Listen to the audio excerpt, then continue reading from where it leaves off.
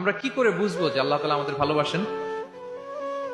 কিভাবে বুঝবো যে তিনি আমাদেরকে পছন্দ করেন, ভালোবাসেন? এটা বোঝার কিছু সিস্টেম আছে। এক নম্বর সিস্টেম হচ্ছে আপনি জাস্ট দেখুন যে আপনি নিজেকে কোন কাজে ব্যস্ত রেখেছেন। আপনি আপনাকে কোন কাজে ব্যস্ত রেখেছেন, আপনার লাইফস্টাইলের দিকে তাকান। লুক অ্যাট ইউর লাইফস্টাইল, আপনি নিজেই বুঝে যাবেন।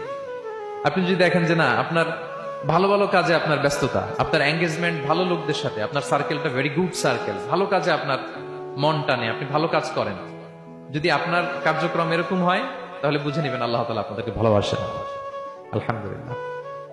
আর যদি দেখেন না, যত আকাম কুকাম আছে ওইটার সবার আগে আপনি, যেই কাজে আল্লাহর ক্রোধ আসে, আল্লাহ রাগ হয়ে যান, যেই কাজ ইসলামে করার নিষেধ, যেটাতে তার অসন্তুষ্টি, ওই কাজে আপনার এঙ্গেজমেন্ট, ইনভলভমেন্ট, আপনার সার্কেল গুলাও এরকম, তাহলে বুঝে নিবেন আল্লাহ ভালোবাসা, এই মহা সৌভাগ্য আপনার কপালে জোটে নাই।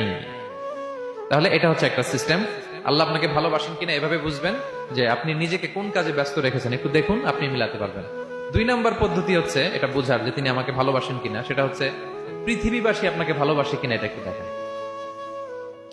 এই পৃথিবীর ভালো মানুষগুলোর কাছে আপনার একটা গ্রহণযোগ্যতা আছে কিনা এটা দেখেন। এটা দেখলে আপনি